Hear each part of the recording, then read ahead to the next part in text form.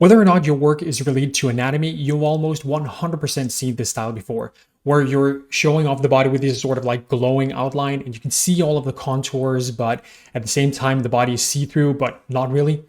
You know the one I'm talking about. Yeah, exactly, that one. Today I'm going to show you how to do that. My name is Mats. You're watching the Visualize Designs channel. Let's get started.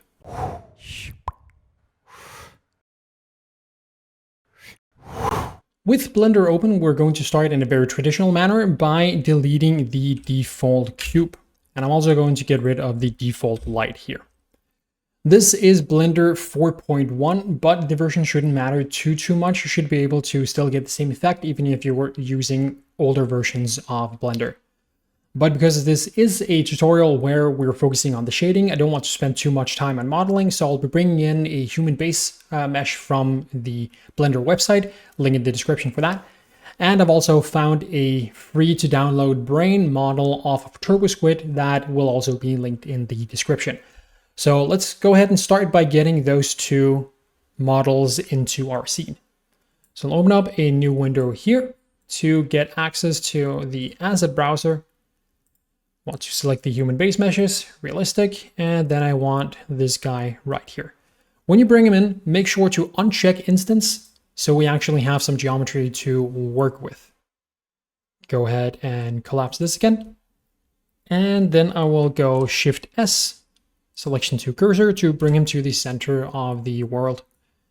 You can see that we also have two eyes that are parented to the overall mesh. We don't really need those, so let's go ahead and delete those as well. There we go. Select, right click, shade smooth, and there is the human base mesh. To get the brain in, we just want to append it from the file that we have downloaded. So I'll just go ahead and do that. All right, I have my brain here. It is quite large. Didn't mean to brag.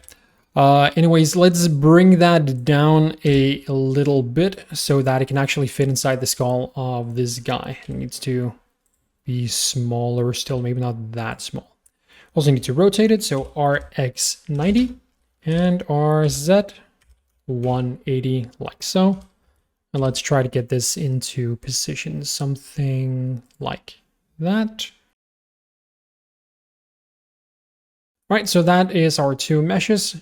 So let's go into the shading workspace to work on the effect.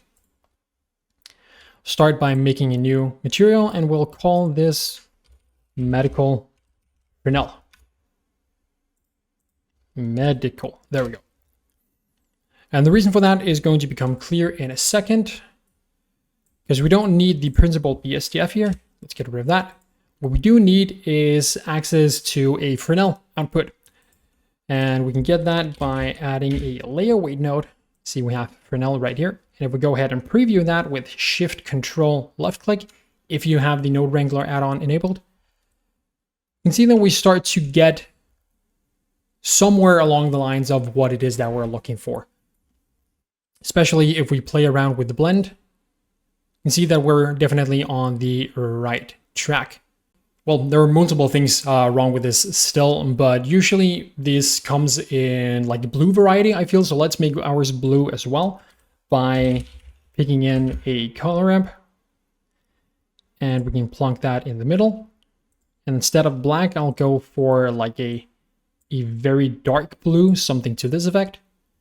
I'll add another color stop, which should be a very light, very vibrant blue. And then white is good. So I'm just going to bring these together. This definitely is starting to look like the effect that we want. But an obvious issue that we can't really see the brain inside here. The brain, by the way, already has some sort of shading done to it. It's basically what we have here, so don't worry about that. But in any case, in order to be able to see the brain, we need to make this guy transparent at the very least where there is black. So we're going to need a transparent BSDF. There we go. Preview this.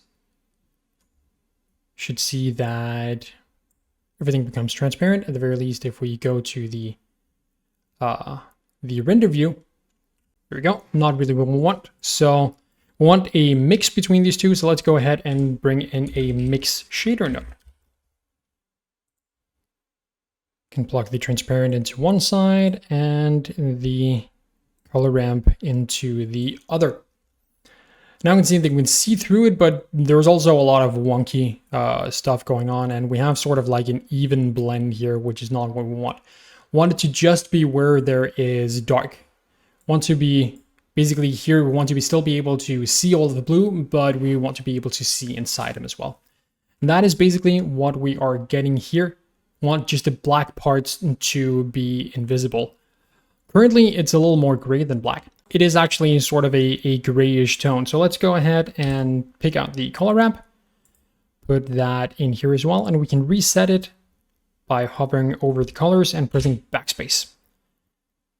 So now we have access to this black and white, so we can crunch those together and get something that is actually black and something that has a little bit more of a sharper transition, something like that. So if we use this as our factor, we can see now that we can see the brain, but there's still some other stuff going on here, and we'll fix that in a second. Just very quickly, if yours looks like this instead, where it's sort of like the opposite, where it's transparent on the sides but then opaque in the middle, then you just need to swap your inputs around, which again with the node wrangler you can do just with Alt S.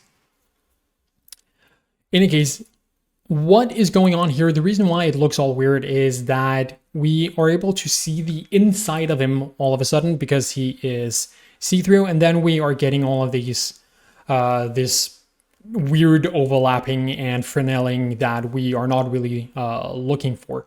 So basically we need to tell Blender that we also want him to be transparent on the inside.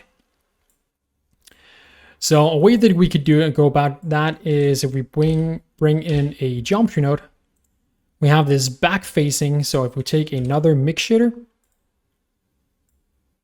and mix what we had already with a transparent BSDF and plug in back facing, there we go.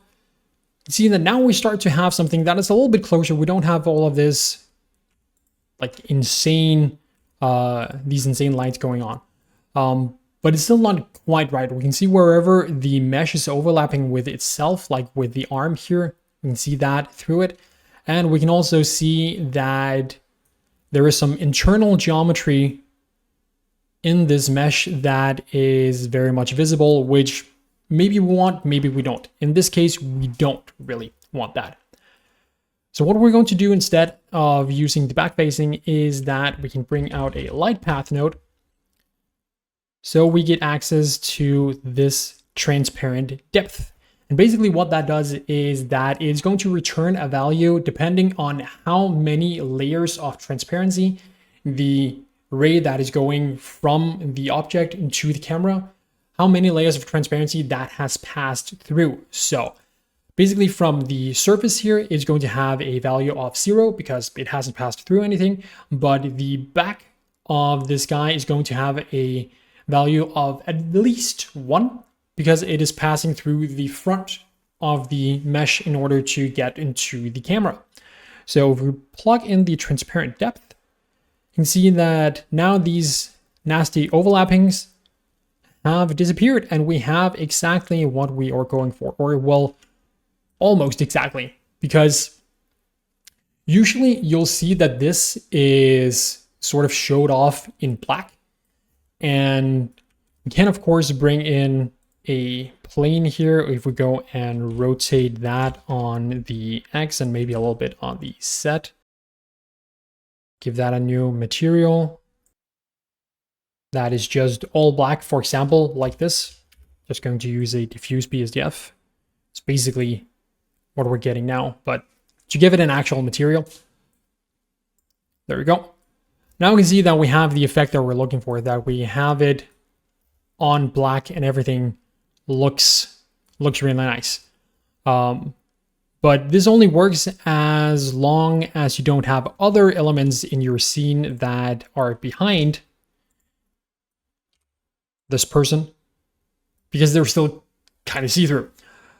So if you can't get away with just making the background black, if you want that to be a different color, or if you have other objects in your scene, then what we can do is that we can go in and instead of making just completely see-through, we can make it see-through wherever we have multiple layers of transparency, as we have done with the transparent depth. And then we can also color the inside of him black with the back facing. So let's go ahead and get another mix shader. Like so. We will bring in this diffuse BSDF, make that black, turn up the roughness so that it's completely non-reflective. Plug that in here and plug the back facing in here.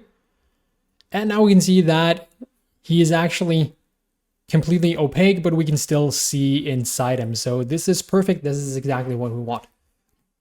One small caveat though is that with this back facing option, we can see that we're getting a little bit of black overlap here from the eyes. And also if you go down further, we can also see this, basically we can see this inside geometry, and that's because the back facing faces of that geometry has also been turned black and opaque. So if you're doing this, you might want to either make sure to get a camera angle where you don't have that type of overlap that you don't want, or you want to go in and clean up your mesh, basically, so we don't have this inside geometry. Just requires a little bit more work, but in any case, this is really all there is to the effect. So a fairly simple shader setup, but a little bit of trickery to it nonetheless. Now you too will be able to make anatomy renders that fit right in with any medical journal.